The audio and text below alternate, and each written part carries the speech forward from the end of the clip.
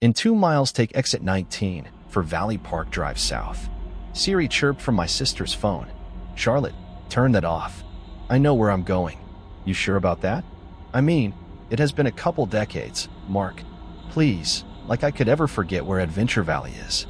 Come on, we spend every summer of Dash. There it is. I swerved briefly into the oncoming lane as Charlotte thrust her arm in front of my face to point excitedly out the window. There's Adventure Valley. Oh my God, what ride is that? That coaster, it was called Steel something, right? No, wait, that's Mayhem Mountain, isn't it? I gently pushed my sister's arm out of my face and back over to her seat. I couldn't fault her for her excitement while I was trying so hard to control my own giddiness.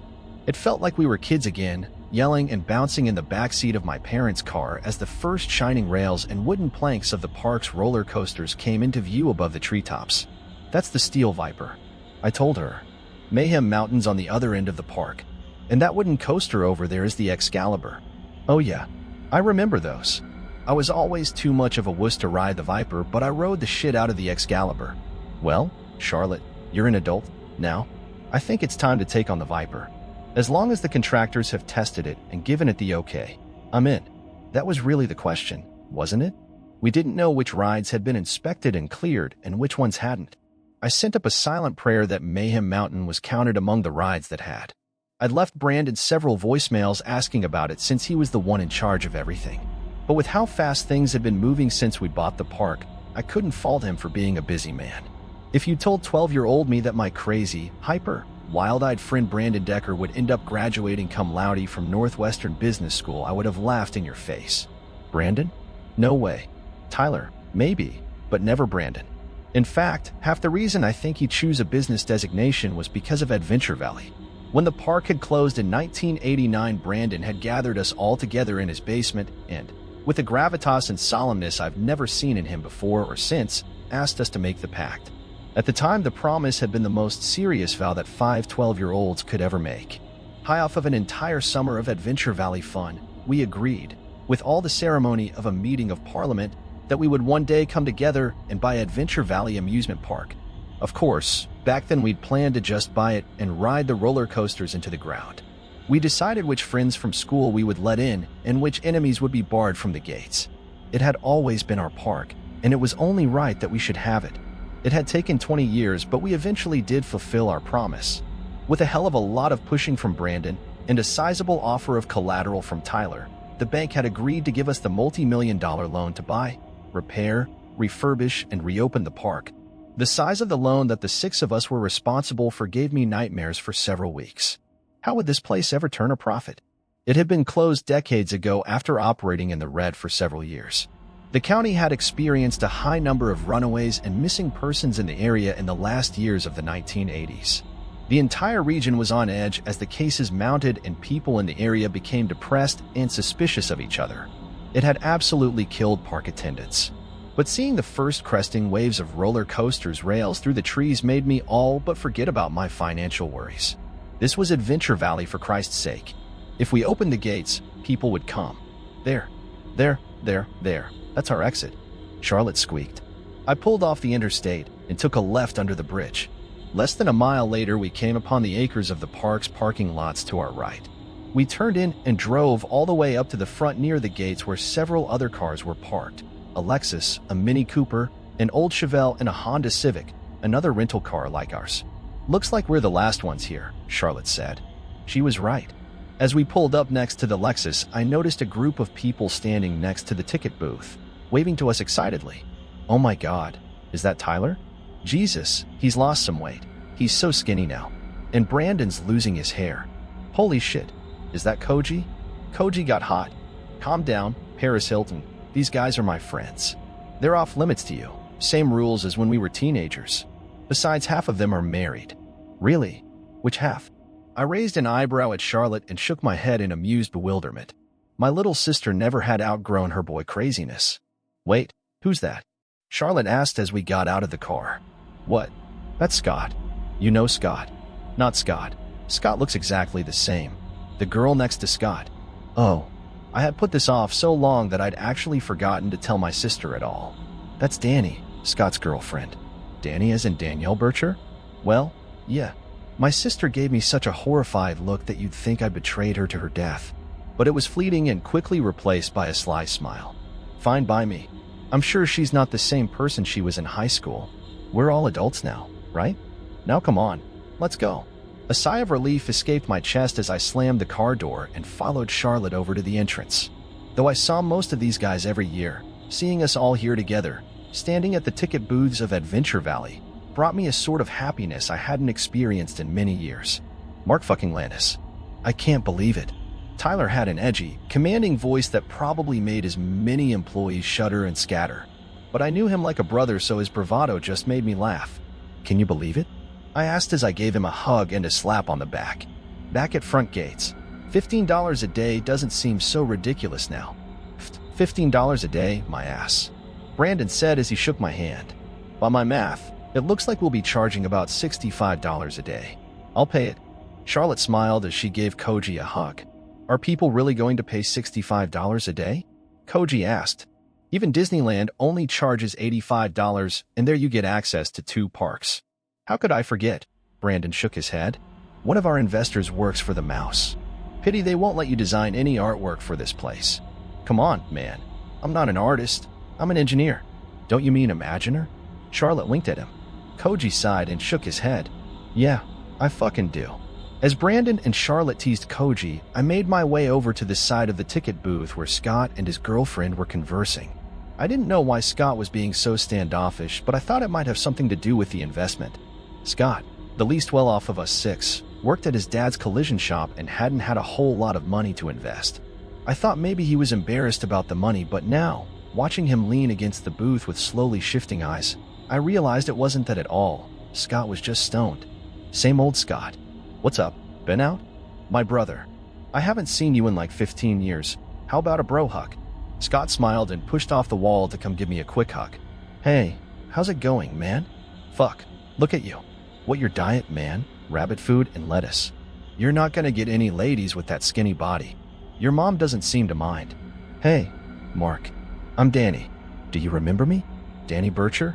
Scott's girlfriend gave me a shy smile and stuck out her hand so we could engage in a stiff handshake. Yeah, I think so. You were in my sister's class, right? Charlotte Londice? Danny had the decency to look embarrassed. Yeah, but we weren't really friends. That's putting it lightly, I thought. We were freshmen when you guys were seniors. She added. Yep, I do remember that.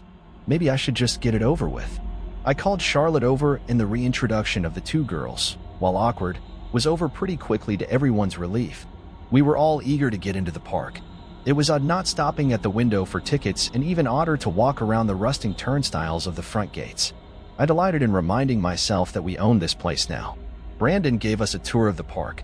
Now so much of the geography, we all knew that inside and out, but of the hypothetical layout and reorganization of the park as he saw it.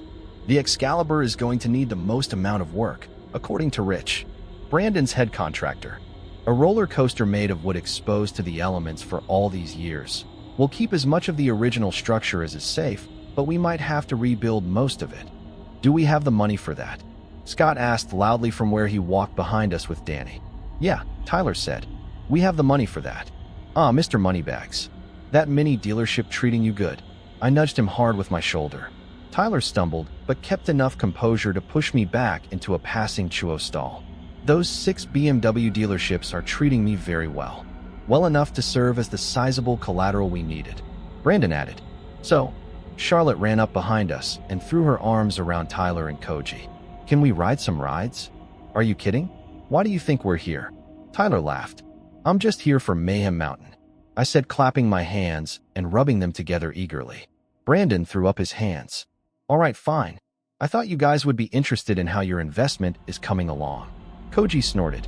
All we're interested in is the projected ROI and, more importantly, which rides have passed safety inspection. Oh, Brandon stopped walking and tried to look annoyed, and, failing that, he smiled. A little over half of them are rideable. Suddenly everybody was talking at once. Is Steel Viper open? Yep, that one's on. What about Snapdragon? That one is good to go too. Renegade Falls. The water's not on. High Roller. Yes. Space Spin. Oh yeah. Power Tower. They're doing the inspection this week. There was only one ride I really cared about, mine and Brandon's favorite. What about Mayhem Mountain? Fuck. Yes. He answered to collective groans from the rest. Mayhem Mountain had always been our thing. The others had always been happy to ride High Roller and Snapdragon into exhaustion.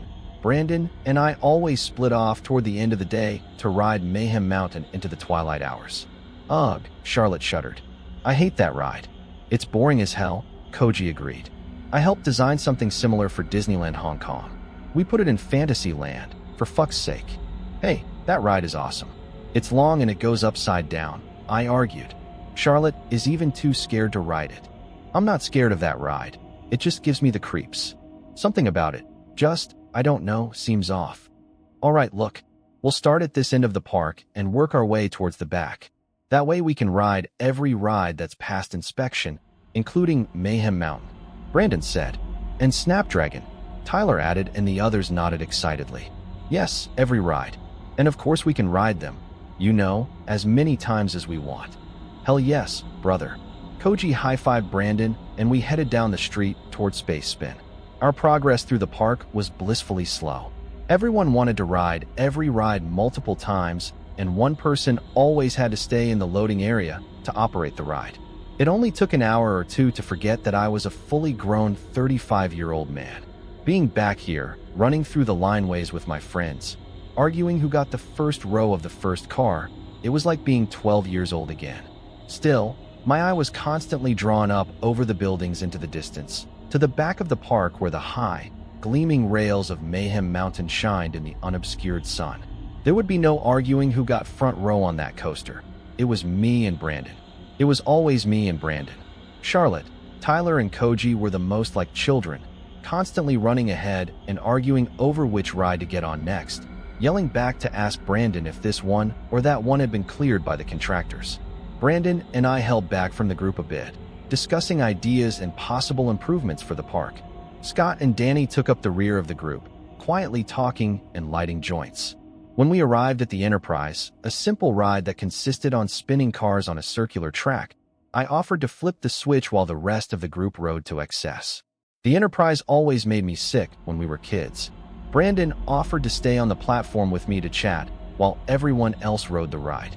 I flipped the switch to turn the ride on, and as the cars spun away from the loading area, the Enterprise's signage came into view. I sighed. All day I had been trying to ignore the bright graffiti sprayed all over the park, but the words painted over the signage for the Enterprise were impossible to ignore. Where did the missing kids go? And the rest of the graffiti in the park was much the same. Most said things like, "Where are they? Runaway Row, find Ryan Kinski, and the missing are now dead." Similar sayings could be found in towns sprayed across a few dilapidated buildings in the industrial district. Brandon's eyes avoided the sign, but I could tell he was thinking about it, too. Do you think the reason they shut this park down, do you see that being an issue for park attendants? I asked as casually as I could. Brandon was quiet for a few moments as he waited for the ride to slow to a stop so he could flip the switch again. Nah, I don't think so. Low attendance issues aren't actually what shut the park down. They aren't. This surprised me. Nope. When we were negotiating the sale of the park, I was given access to the park's financials in the 80s. So they weren't operating at a loss. Well, they were. But this park has operated in the red since opening day in the 70s. Half of their revenue was being fed back into something called county services, whatever that is. The bank couldn't tell me, and believe me, I tried to find out. County services, I mused. Yep, bizarre. And according to the paperwork, the park was closed because the owner didn't want to live here anymore. And he couldn't be bothered to wait for a decent offer on the property, so he just sold it to the bank for next to nothing. So he was a rich guy. I leaned back against the railing to stretch my back. And an idiot. Yes, to an extreme in both cases. The owner of the park was Abel Bisset. Abel Bisset. Related to that French billionaire, I'm guessing? Brandon nodded. Michael Bisset. He built this park for his son in the 70s. Abel was never really what we would call business inclined. I've always heard him described as simple. I can't believe the son of a billionaire lives in this area. Well, not anymore. He moved on decades ago. I shook my head in disbelief. Who would ever have thought that our simple little park was owned by a famous billionaire's son? Hell, I may have even sat next to him on rides and had no idea. You guys want to go again? Brandon yelled to the others as the ride again came to a stop. I'm ready to move on, Koji yelled back. Anybody want to ride again? Nope, a chorus of voices replied. It was near 5 o'clock when we finally arrived at Mayhem Mountain. As the sun began to set, a familiar panic and urgency welled in the pit of my stomach. It took a moment for me to realize that we didn't have to leave when the park closed this time, because the park didn't close. We could stay until sunup if we wanted to. As I eagerly approached the turnstile for Mayhem Mountain, Tyler spoke up behind me. Listen, can we run into town and grab something to eat before we ride Mayhem? You really want to ride Mayhem after we eat? Asked Koji. Good point. There's only one loop. Danny rolled her eyes. 2, I said. Don't forget the inline roll. Yep, 2. Scott answered. Plus it's a 2-minute ride. If your food isn't sitting well, you've got a long wait till it's over. Look, I said. Let's ride it a couple times and then go eat. When we come back, we'll see how we feel. Everyone nodded, and we started walking through the lineways up to the platform. When we reached the loading dock, I was excited to see our favorite green car sitting on the track. Front seat. Brandon and I yelled simultaneously as the train cars came into view, and everyone behind us groaned. I'm staying here, Charlotte said. I'll just work the launch pad thingy. Still scared after all these years, Char? Scott teased her. Shut up, Burnout. Scott laughed and tousled her hair before running and jumping into the first car behind Brandon and I. Danny got in next to him, and then Tyler and Koji took the second car. We pulled the shoulder restraints down, and they locked in place. Ready? Charlotte asked. Yep. Brandon yelled back. Send the car through. Charlotte pulled the lever, and the brakes disengaged. As the car moved forward, I turned to Brandon. Did we get the green car on purpose? I yelled to him as the coaster clacked around the load platform and began the clattery climb up the first lift hill. Yep, we sent cars through here all morning, but I made sure Rich knew to leave the green machine in the loading bay. Awesome. As the train climbed up the lift hill, I made no attempt to hide my utter glee. I looked out over the expansive park and couldn't believe it was mine. Every track, every car, every turnstile, every screw, from the front gate to the overflow parking lot in the back, it was all ours. How I wished I could go back in time and tell a young me waiting in the 2-hour line for Mayhem Mountain, one day, you will own this place. And as we crested the hill and the train fell into the first drop, I realized I essentially had gone back in time. At least, I was screaming like a 12-year-old, as was everyone else behind me. We dipped into the first tester hill and then banked hard and up to the second lift hill. We dropped from there, down into the vertical loop, banked around a set of gift ships, up briefly, and then down a small hill into the inline roll. When we arrived back at the loading bay, we were all screaming and whooping. Charlotte didn't even have to ask, just smiled at us and sent us through again. We went twice more before we finally got off the ride. Koji walked over to check out the control panel while the rest of us taunted my sister. You sure you don't want to go, Char? It's awesome. Nah, I'm good. I have no problem being the carny for this ride. She laughed. Come on, Charlotte, just one time. One time, and we'll leave you alone. Tyler urged. No. No way. Not interested. I'll ride anything else, though. Hey, do you guys know what Track B is? Koji asked. Track B? What do you mean? Brandon walked over to Koji at the control board and raised an eyebrow. That's weird. It's probably just the track they use to get the cars into the storage bay, Scott said with a shrug. No, Koji said. That's called a transfer track. Track B has to be something else. Yeah, well, I've been on this ride enough times to know that there is no other track. Yep, Tyler agreed with me. He has. So should we try it? Brandon tested. Fuck no, said Charlotte. If you don't know what Track B is, that means the contractors don't know about it either. Which means it hasn't been inspected in at least 20 years. That's suicide. Look, Koji said. If Track B exists, then even the most incompetent of engineers would have found it during an inspection. And Rich cleared this entire ride, Brandon nodded. It's probably just the ride in reverse. We're good. Well, we're in, announced Scott from the other side of the track, though Danny didn't look quite on board with the idea. Mark, Tyler asked. Yeah, I guess I'm in. What the worst that could happen? We get funneled into a repair bay. All right, then I'm in too, Tyler said hesitantly. Koji shrugged. Here goes nothing. He flipped the switch over to Track B, and a moment later, a loud metallic scraping some distance away filled the park. The sound lasted almost a minute. I studied the familiar silver roller coaster under the pink sky of the setting sun, but I saw no physical changes to the track. I looked over at Brandon, and a shrug of his shoulders told me he didn't either. "Shall we?" Scott asked, gesturing to the train cars we'd just disembarked. I gave Charlotte a questioning look, but she shook her head emphatically no. So it was just the six of us again. "It's only right you two take the bow of the ship." Tyler gave a mock salute. "Oh, captains, my captains." I laughed and hopped into the right side of the front row. Brandon crawled into the seat next to me. Tyler and Koji got in behind us, and Scott and Danny took the back. We pulled the shoulder bars down, and they locked into place. "Are you sure about this?" Charlotte asked when everyone was settled. Danny said something from her place a few rows back, but all I heard was Brandon yelling, "Pull it!" The brakes released, and the train rolled away from the platform and into the twilight of dusk. The lights had lit up on the track while we'd been arguing, and the roller coaster looked absolutely beautiful. I was filled with awe and reverence at what this place truly meant to me and my friends. It was a symbol of our youth and innocence and blissful ignorance of the world. It was our own little bubble of happiness. The coaster again climbed the lift hill, and from the top Brandon and I studied the track, but in those few seconds I saw no difference. Brandon looked over, and I shook my head at him disappointedly. By the time we reached the vertical loop halfway through the ride, it was clear that there was no track B. But it was hard to be upset because I was still on Mayhem Mountain and still found it an impossible challenge not to smile. We banked around the now brightly lit gift shops, up the small tester hill, and then back down to the inline roll. Except, the inline roll was suddenly above us. We'd missed it.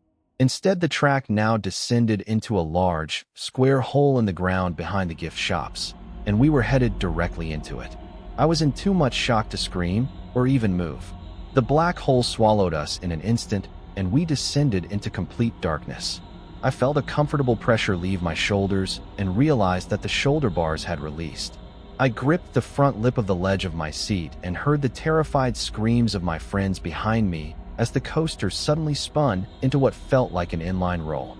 I was too scared to do anything but hold on for dear life, though some part of my brain registered that the G-forces of the roll probably would have been enough to keep me in my seat if I had let go. Probably. We came out of the inline roll and dropped again hard. As the roller coaster dropped, the room suddenly lit up around us, and I saw the track below arcing up into a light tester hill. As we hit the bottom of the hill, the shoulder bars lowered mechanically. The car went over the small tester hill and then braked to start up another tall lift hill.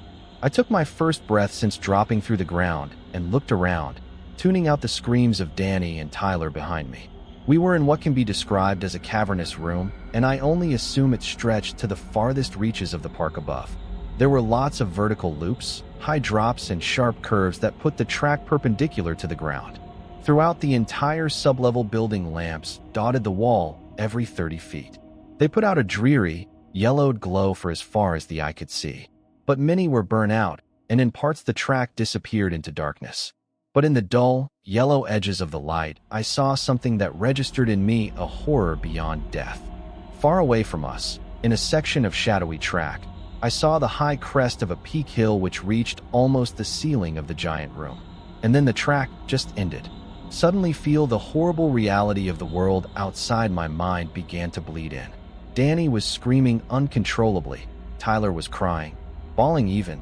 Koji was yelling at Brandon, who was looking straight at me, hitting my leg hard and repeating my name. As the cars continued to climb, I finally gave him my attention. I didn't want to be alone in the fear anymore. "What is this?" was all I could think of to say. "We have to get off this ride. We have to get off this ride, Mark." "I fucking know, man. We're going to die. I fucking know, man." I yelled as we reached the top of the lift hill and dropped over the other side. I squeezed my eyes shut until I felt the shoulder bars once again release, and I bit my lip to keep from crying. I opened my eyes and choked as I watched the track ahead up us bend up into a vertical loop. I reached up and tried to pull the shoulder bar down, but it was locked in place. Hang on to the seats," I yelled as loud as I could. As we approached the loop, I felt the brakes engaging, slowing the car, and a tow cable catch beneath my feet. We were being pulled up through the loop, but too slowly for gravity to keep us in our seats. As the train began to invert, I felt my feet rise from the floor of the car. My hair fell over my face, and my butt left the seat. I closed my eyes and tried to block out the screams of terror from behind me. I concentrated on my death grip of the ledge of my seat as we rounded the track. We remained upside down for what felt like eternity. Finally, the pressure began to ease. My butt dropped to my seat and my feet to the floor. The white noise subsided from my ears, and I heard Koji screaming, "Tyler! Fuck! Fuck! He fell out! Fuck! He fell! He's dead! Man, he's dead! He hit the track down there!" Brandon yelled at me, wide-eyed and crazy looking. I was finally seeing the Brandon from my youth. The shoulder bars descended again, this time locking in tighter. We came out of loop and sped up and down several tester hills. I tried to study the track ahead of us as we went through the safer parts. I thought I saw water reflecting off the metal rails somewhere in the distance. Brandon sobbed in his seat. "Mark, what are we gonna do? I don't want to die, man. I don't want to fucking die. I don't know. I don't know what to do. I'm sorry, I'm fucking scared too." I answered him. We banked around a corner of the room and the shoulder bars released again. This time we dove into a curve that put the left side of the train parallel to the ground, and it was a long drop. I gripped the edge of the seat tightly as before, but this time I kept my eyes open and was able to catch Brandon as he began to slip out of his seat. By the time the train righted itself, I couldn't tell who'd been lost. Most of the screaming behind me had turned to loud sobbing or silence. The shoulder bar didn't re-engage, and I felt the car's brakes slow the train down again. I didn't have to loop to know what was coming next. It was another inverted loop. This one was tall and large, and I could tell we'd be upside down for longer. Someone behind me began screaming again. Danny, I think, as I tried to take measured breaths and position my hurting hands back under the lip of the seat. Brandon did the same and looked over at me as the car started up the loop with tears streaming down his face. "I don't want to die in here, man." I shook my head back at him because I could think of nothing to say. I felt tears leave my own eyes as we reached the tipping point of the loop and my feet again left the floor. Before we were even completely upside down, I felt my back begin to slip down the seat. I thought if I lost my grip, I could try to grab for the shoulder bars when I fell out of the car. The car suddenly stopped, and I opened my eyes to see we were completely inverted. I grunted loudly at the pain and immense effort it was taking to keep my grip on the seat. The car started to move again slowly, and I heard Brandon say something to me. I looked over at him just before he slid out of the car. 1 second he was there, next to me, and the next he was falling away from the car. I saw Brandon try to grab the shoulder bar on the way out, but we couldn't keep his grip on it. I watched him fall, and I saw him break his back on the track below, and he stopped moving. I stared down at him as the car continued to move slowly around the loop, and he stared back up at me, dead or dying. By the time the car hit him on the way out of the loop, he was completely gone. The shoulder bars re-engaged, and we went through a dreadfully long period where nothing happened. We were secured in our seats by the restraints as the coaster spent what felt like several minutes racing over hills, banks, curves, even an inline roll. Without the adrenaline pumping through my veins, I felt the shock begin to wear off. It was replaced by a panic and fear unlike I'd ever experienced. And I decided that was the point of this section of track, to build and facilitate an unbearable fear. I felt the brakes engage finally, and I looked ahead to find the loop we were surely entering, but there was none. We were high, almost to the top of the ceiling, and we slowed to a stop on a straightaway. Directly ahead was a drop, and at the bottom of the hill, a series of 4 different tracks, with a transfer stack just before they split off. Each track had 5 or so feet of color, red, orange, green, and blue, before racing off in different directions. I felt an urgent shaking of my shoulder and turned around to hear what Koji was saying. "Which track are we connected to?" I looked at the transfer stack.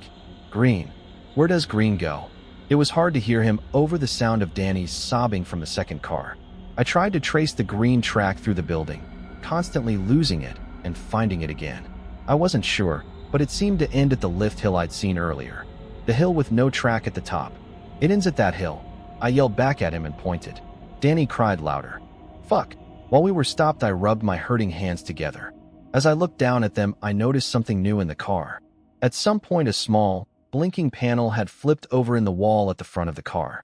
It had 4 colored buttons and an old analog timer. The timer was so old and damaged that though the numbers were clearly changing, I couldn't see how long we had. "We get to choose," I said and explained what I was looking at. "Can you see which track ends where?" Koji asked. I followed all the track as best I could, but the rails circled and slid in between each other. It was hard to tell which track went where. I think the blue track ends in that big pool in the corner. The red track ends in a wall, and the orange one just drops into a hole in the floor like the one we came down here through. I think. There's no way out, dude, said Scott from the second car. His voice was unsettlingly calm. They're just telling us how we're going to die.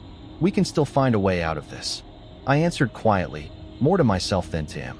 Choose the pool, Scott said, and I could hear the tears in his voice. I've heard drowning isn't an awful death. I've heard it's calming at the end. No, choose the hole in the floor, said Koji. It's possible it drops down into another cavern like this. There might be more track, which means more time to figure out how to live. You don't think we'd be the first to choose that option, do you? Scott asked him. And no one that went missing ever came back. There's just more death in that hole. I don't want to die like this, Koji begged. And at least it's a chance. Danny was still whimpering in the back and offered no suggestion. It seemed the decision was up to me, and I had to make it fast. I knew I didn't want to die by dropping off the track. I didn't want to drown. Perhaps the quickest death was the wall. More than likely we would all be killed instantly. Less suffering, less time to think about our fates. But the truth was, I wasn't entirely positive which track ended where. It was all educated guesswork, and my time was up. The orange. Let's go down to the second floor, if there is one. Scott and Danny said nothing, and Koji choked out the last words I'd ever hear him say. Push it before it chooses for us. Before I could think about it any longer, I pushed the orange button and committed us to whatever death it led to. We heard the metallic scraping of the track transferring below. Once the orange track was securely connected, the brakes on the car released, and the train rolled slowly toward the drop. Danny started screaming again. As we dropped down the hill, I got a better view of the orange track. There was a vertical loop ahead that didn't look as high as the others we'd been through. In fact, it looked like there was a chance the fall wouldn't kill us. If it wasn't an optical illusion, and if the shoulder bars disengaged for that loop, we might have a shot at living through this. I yelled back to everyone behind me.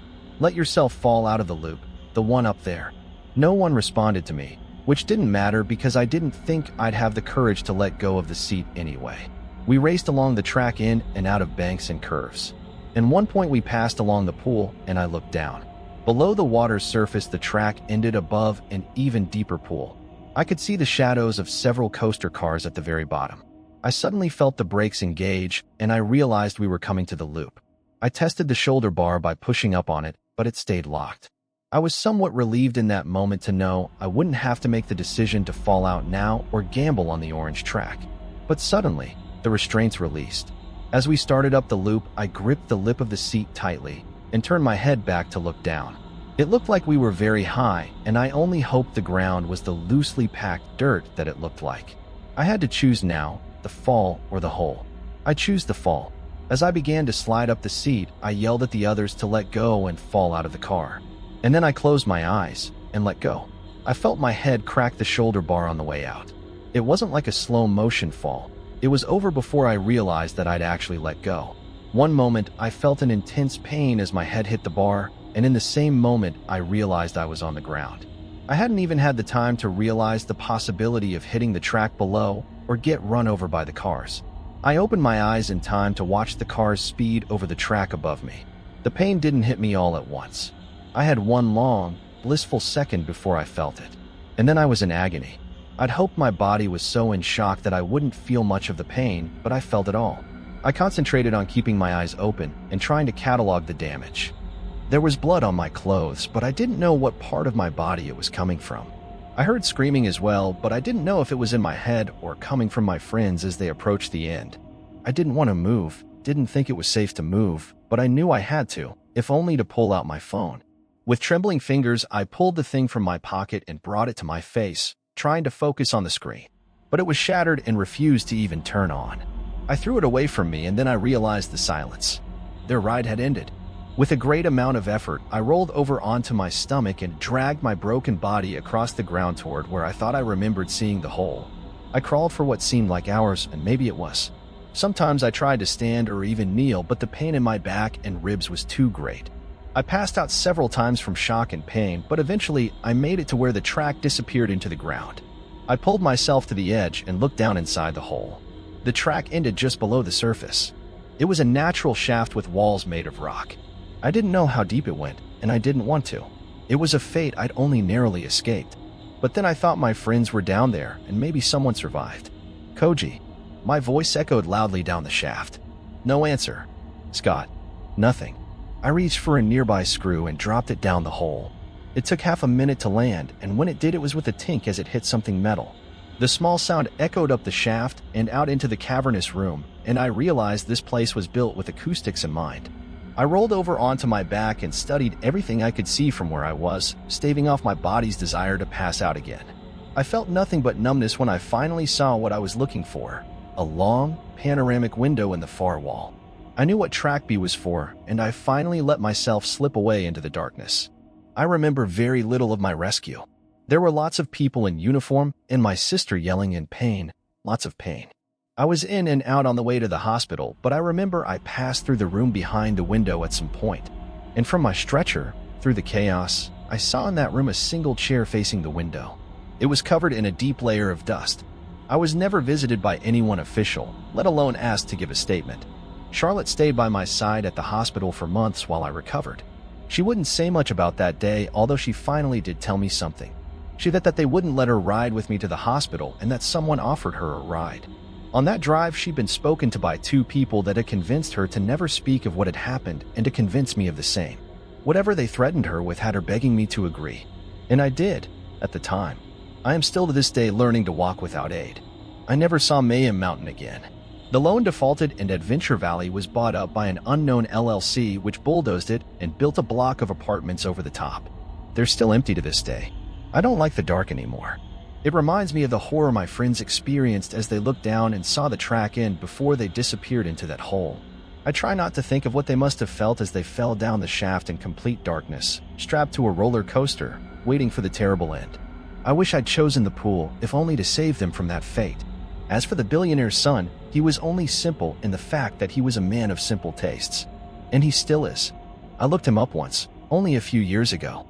He owns several amusement parks now, all sizable but small enough to be popular only in their specific regions. In fact, one is not very far from where I live now. I've thought about going many times, just to check, just to see. But then I realized that I probably didn't need to search all the rides in the park to know. Because I know that somewhere in that park, some ride in some corner, has a track B.